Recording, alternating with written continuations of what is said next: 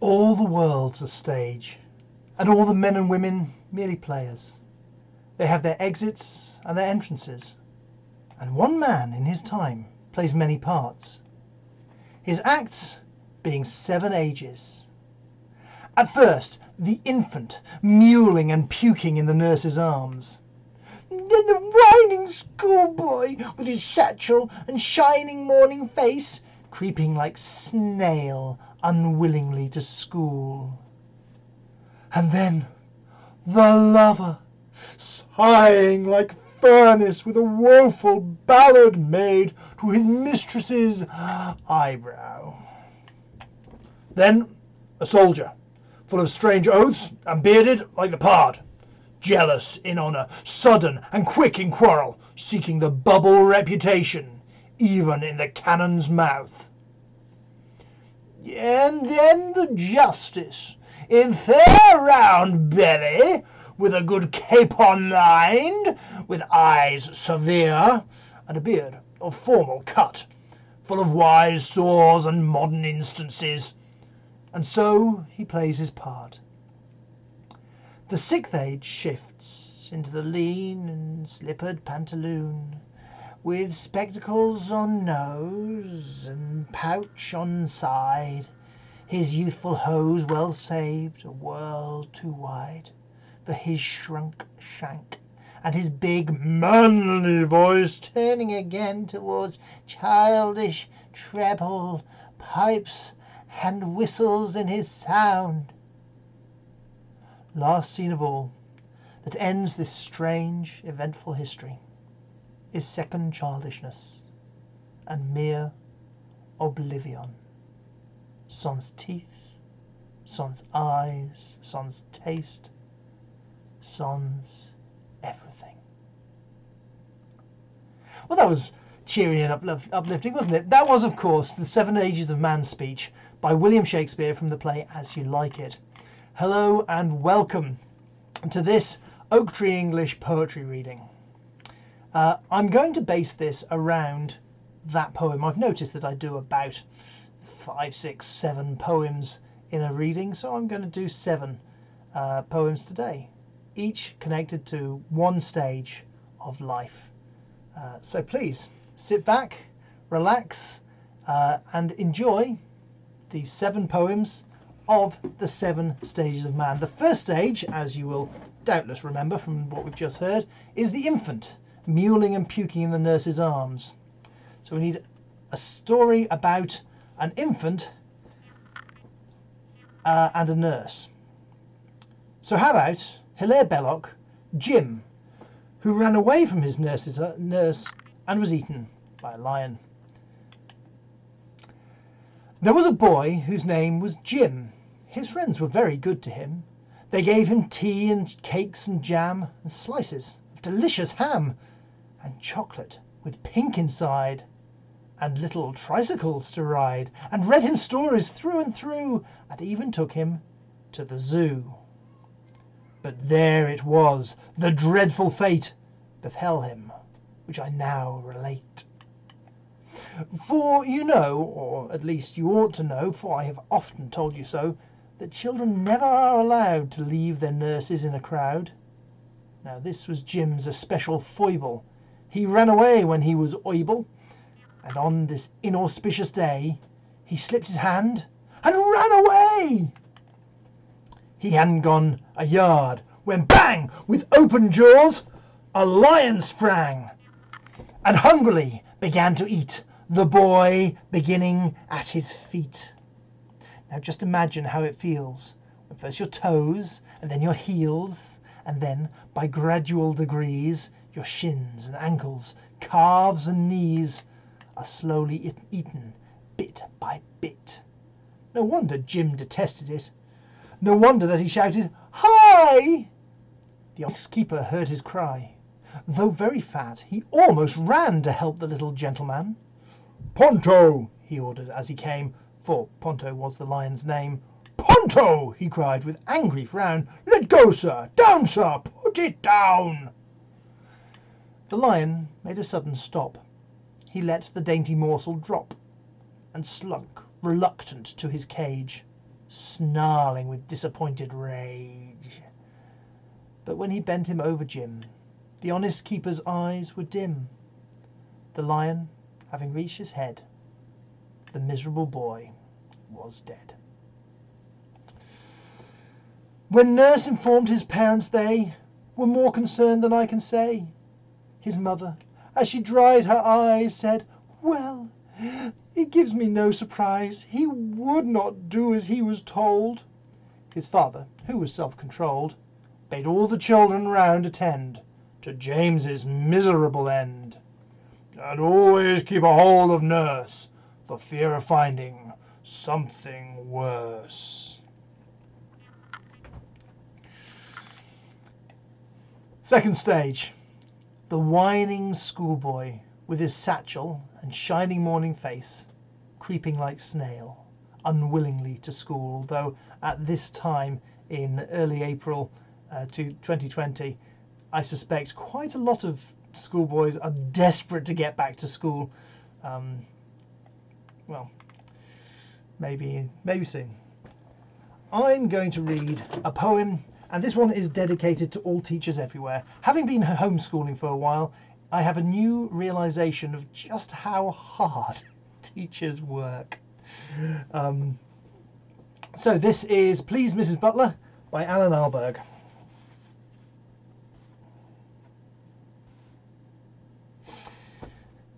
Please, Mrs. Butler, this boy Derek Drew keeps copying my work, miss. What shall I do? Go and sit in the hall, dear. Go and sit in the sink. Take your books on the roof, my lamb. Do whatever you think.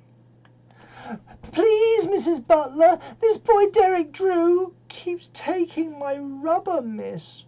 What shall I do? Keep it in your hand, dear. Hide it up your vest. Swallow it, if you like, my love. Do what you think best. Please, Mrs. Butler, this boy Derek Drew keeps calling me rude names, miss. What shall I do? Lock yourself in the cupboard, dear. Run away to sea. Do whatever you can, my flower, but don't ask me.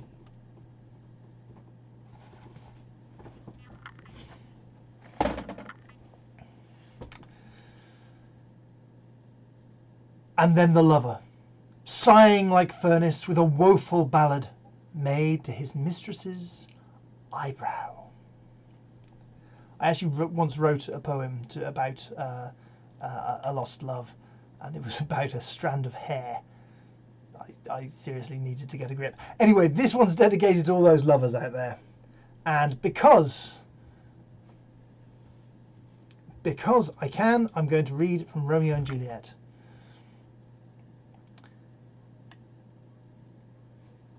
But soft. What light through yonder window breaks? It is the east, and Juliet is the sun. Oh, arise, fair sun, and kill the envious moon, who is already sick and pale with grief, that thou, her maid, art far more fair than she. Be not her maid, since she is envious. Her vestal livery is but sick and green. None but fools do wear it. Cast it off. It is my lady. Oh, it is my love. Oh, that she knew she were. She speaks, yet she says nothing. What of that? Her eye discourses. I will answer it. I am too bold. 'Tis not to me she speaks. Two of the fairest stars in all the heaven, having some business, do entreat her eyes to twinkle in their spheres till they return. What if her eyes were there, they in her head? The brightness of her cheek would shame those stars, as daylight doth a lamp. Her eyes in heaven's eye would through the airy region stream so bright, that birds would sing and think it were not night. See how she leans her cheek upon her hand. Oh, that I were a glove upon that hand, that I might touch that cheek.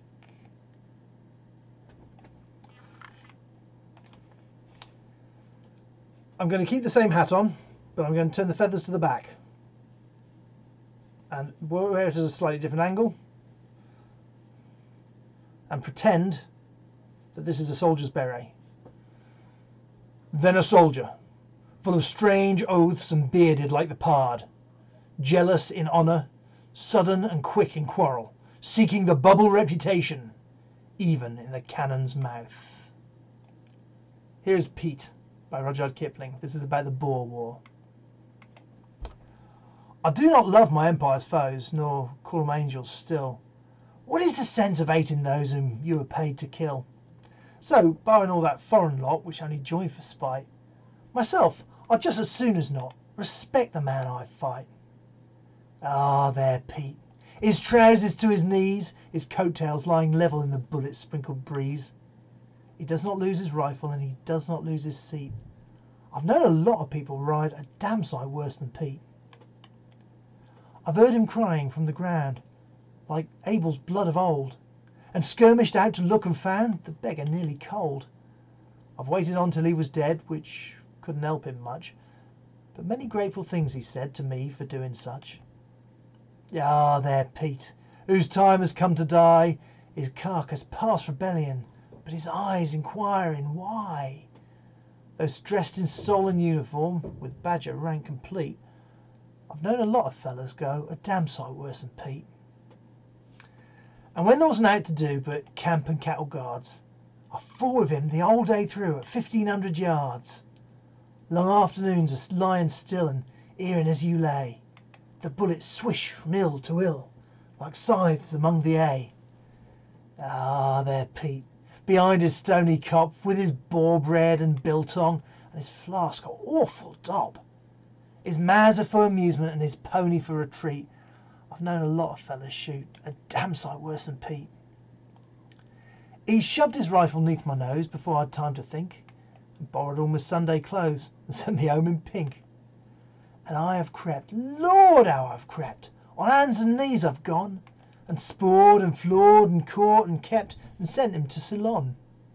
Ah, there Pete, you've sold me many a pup, when week on week alternate it was you and me, hands up! But though I never made you walk man naked in the heat, I've known a lot of fellas stalk a damn sight worse than Pete. From Plumans to Marrow Bastard, from Ukeep to DR, me and me trusty friend have had, as you might say, a war. But seeing what both parties done before he owned defeat, I ain't more proud of having won than I am pleased with Pete. Ah, there Pete, picked up behind the drive. The wonder wasn't how he fought, but how he kept alive. With nothing in his belly, on his back or to his feet, I've known a lot of men behave a damn sight worse than Pete.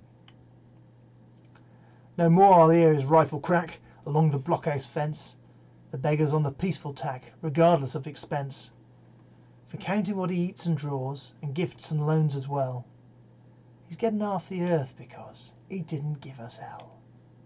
Ah, there Pete, with your brand new English plough, your gratis tents and cattle, and your most ungrateful frow. You've made the British taxpayer rebuild your country seat. I've known some pet battalions charge a damn sight less than Pete. I think I need the mortarboard back on, but this time not as a teacher. This time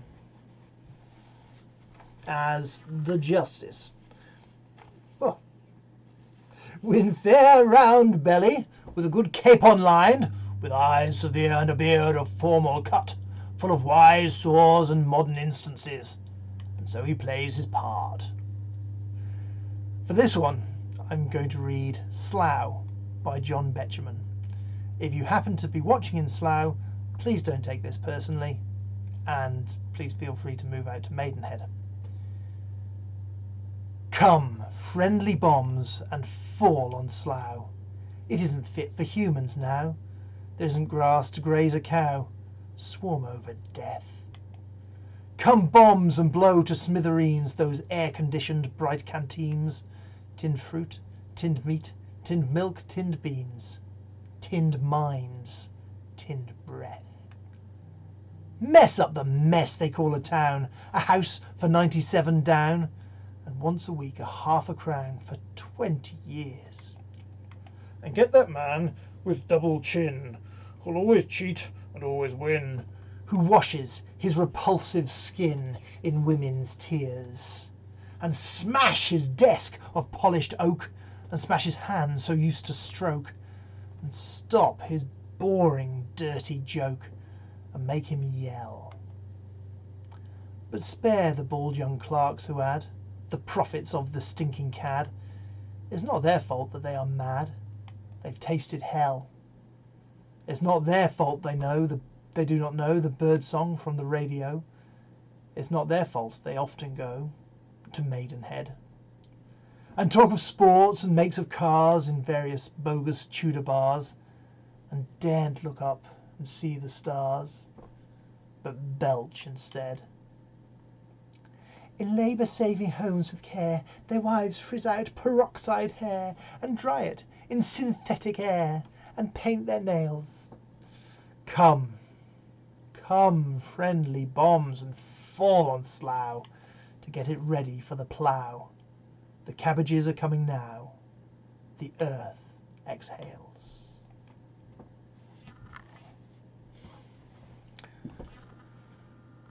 The sixth age shifts into the lean and slippered Pantaloon, with spectacles on nose and pouch on side, his youthful hose well saved, a world too wide for his shrunk shank, and his big manly voice turning again towards childish trebles, pipes and whistles in his sound.